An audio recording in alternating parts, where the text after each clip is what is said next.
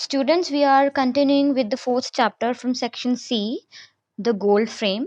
And अभी तक हमने डिस्कस किया है कि किस तरह से दत्ता फोटो जो है अपने कस्टमर की उसको तैयार करने जाता है. He starts it, but accidentally he throws an enamel, a white paint on the photo. Now, in order to clean it, he rubs a cloth on the photo, but he makes a worse mess of it. उसको और भी खराब कर देता है. समझ नहीं आता उसको क्या करे, बहुत घबरा जाता है, काफी देर तक तो समझ ही नहीं पाता वो. फाइनली ही रिकलेक्ट्स हिज सेंसेस और अपने आप को संभालता है. And now he is thinking of some solution, some sort of solution. Now कि करे तो क्या करे, what is to be done. Now I am going to continue from this point. In his state of mind, it did not register for quite a while that a particular photograph of a person on the wall had held his attention rather more than it was qualified to do. It was an ordinary portrait of a middle aged man in a dark suit, striped tie, resting his arm jauntily on a studio prop made to look like a fluted Roman pillar. तो इतना घबरा गया था कि इस सब में वो भूल ही गया कि एक फोटो जो है, एक पिक्चर जो है, उसका उसने इतनी देर, मतलब वो इतनी देर तक उसी को घूरता रहा. ठीक है, मतलब इतना तो वो डिजर्व ही नहीं करती थी फोटो. कहने का मतलब वो वॉल की तरफ ऐसे ही देख नहीं रहा फोटो को, but he was lost in his thoughts कि क्या करूं मैं. मतलब इन अ वे कि वो ही वाज ट्रांसफिक्स्ड, भूल गया सब कुछ, घबरा गया था. फाइनली कहता है ये एक सिंपल सी तो फोटो थी. It was a portrait of a middle aged man, एक अधेड़ उम्र का इंसान था. एंड क्या पहनना उसने, ये अंडरलाइन करो, इंपॉर्टेंट है सारा. He was wearing a dark suit. ठीक है, डार्क कलर का सूट पहन रहा है, लाइंस वाली टाई है, स्ट्राइप्ड टाई है. एंड उसने अपनी राइट वाली जो बाजू है, आर्म है, उसको स्टूडियो प्रॉप, एक पिलर होता है, देखी होगी आपने, एक मिड लेंथ का पिलर होता है स्टूडियोज में. ठीक है, और उसके ऊपर कई बार फ्लावर पॉट लगा होता है ना. एक स्टैंडर्ड सा यही सेटिंग होती है एक स्टूडियो की, फोटो जो फोटोग्राफ जहाँ पे खिंचवाते थे लोग ज्यादातर जाके. तो वहां पे राइट आर्म रख के जॉन्टिली एक वो मिडल एज्ड मैन खड़ा है. जॉन्टिली मीन्स हैप्पीली, एक बड़ी सी स्माइल है उसके चेहरे पे. नाउ फ्लूटेड रोमन पिलर, मतलब there is this pillar. Now Datta was amazed to see that he had a faint likeness to the late lamented old man. अब दत्ता के माइंड में ख्याल आता है, बड़ा अजीब लगता है उसको ये सोच के कि इस आदमी की शक्ल या फिर जो लुक है, काफी सारी उससे मिलती है जिस पर्सन की फोटो उसने खराब कर दी. Late lamented, lamented mean someone who is dead now. Lament होता है किसी के लिए रोना, ठीक है ना, शोक व्यक्त करना किसी मृत के लिए. तो कहता है ये तो काफी मिल रही हैं इनकी शक्लें. The more he gazed at the face the more convincing it appear to him. जितना उसको घूर रहा है उस फोटो को, वॉल पे जो लगी हुई है, उतना ही उसको कन्विंसिंग लग रही थी ये बात कि ये तो बड़े मिलते जुलते चेहरे हैं इनके. But he dismissed the odd resemblance. उसने अपना ध्यान को बदला, इधर उधर लगाया. And he saw as one of those tricks of a thoroughly fagged out mind. तो वो सोच रहा है कि मेरा दिमाग खराब हो गया है, because my mind is fagged out. Fagged out means tired, extremely tired, क्योंकि उसका इतना वो घबराया था इतनी देर के लिए. एंड पता नहीं क्या क्या सोच रहा है वो, इसलिए उसका माइंड जो है वो टायर्ड हो गया है. तो अजीब सी ट्रिक्स खेल रहा है उसका दिमाग उसके साथ. Now all the same at the back of his mind an idea began to take shape. लेकिन इस थॉट को पूरी तरह से वो डिसमिस भी नहीं कर पाया, और दिमाग में एक आइडिया, एक प्लान शेप लेने लगा उसका. He saw the possibility of finding an acceptable substitute underline.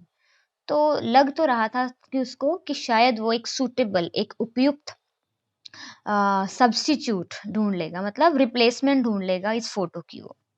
सो क्या किया उसने, he brought down an old wooden box. लकड़ी का एक पुराना सा डिब्बा उतारा उसने, लेके आया वो, जिसमें कि सारी वो वाली फोटोज रखता है वो, जो कि अनक्लेम्ड है, जिसको लेने कोई भी नहीं आया इतने सालों से. कहता है ना वो कि कई लोग तो आते ही नहीं है, फोटोज पड़ी रह जाती हैं उस बॉक्स में जहाँ पे उसको कॉकरोच एंड सिल्वर फिश जो है वो खाते रहते हैं। नाउ एज ये रमेज्ड इन इट, रमेज होता है फाइंड समथिंग, सर्च करना किसी चीज को।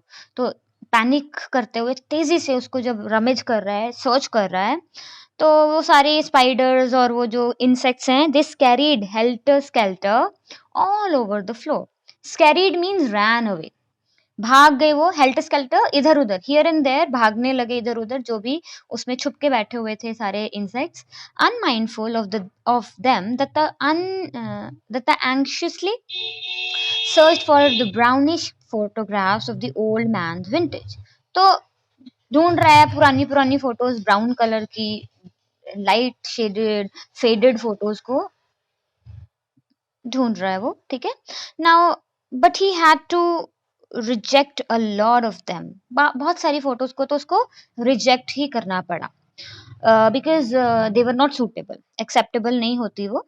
In the most of the portraits the subjects spotted a very conspicuous flower vase next to them, or overdressed grandchildren sat on their laps and therefore had to be rejected।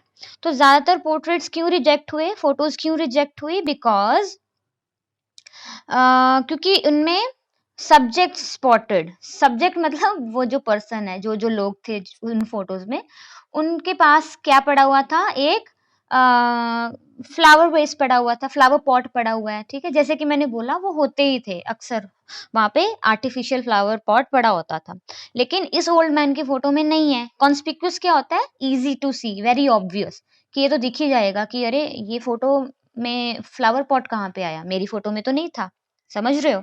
तो वो use नहीं कर सकता था इस photo को।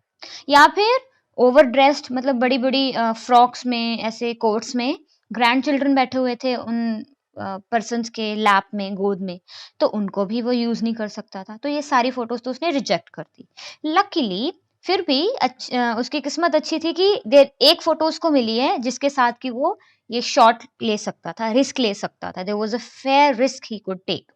The print had yellowed a bit, हालांकि print थोड़ा सा पीला पड़ चुका था, but he calculated that the total effect when put in a dazzling gold frame would render it safe. तो अगर इसको बड़े सुंदर से उस गोल्डन फ्रेम में डाला जाए तो उसका टोटल इफेक्ट अच्छा आएगा, मतलब काफी सारी फोटो तो छिप ही जाएगी ना उस फ्रेम में। तो उसने सारा कैलकुलेट किया एंड ही थॉट कि इस फोटो के साथ वो रिस्क ले सकता है।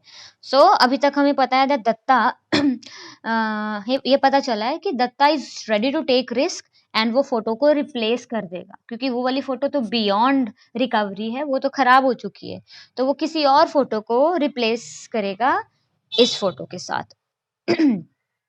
Now, after a couple of hours' concentrated work, he sat back, proudly surveyed the old man's double, looking resplendent in his gold frame।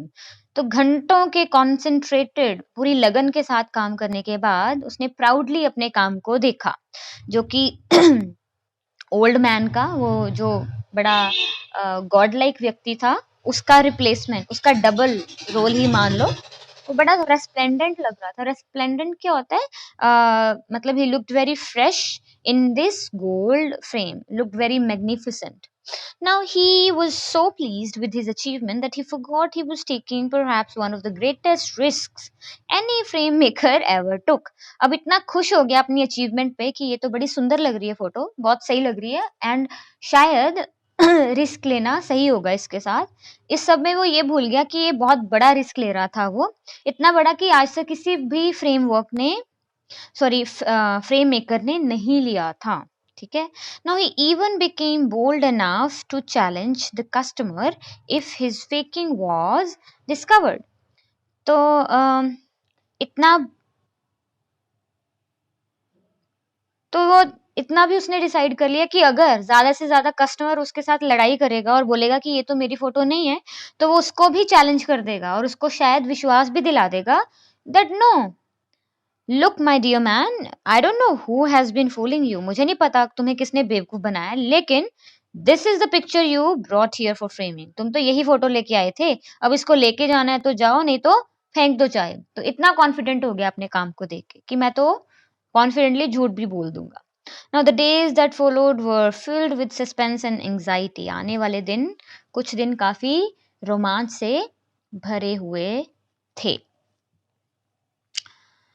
Uh, beta, we cannot finish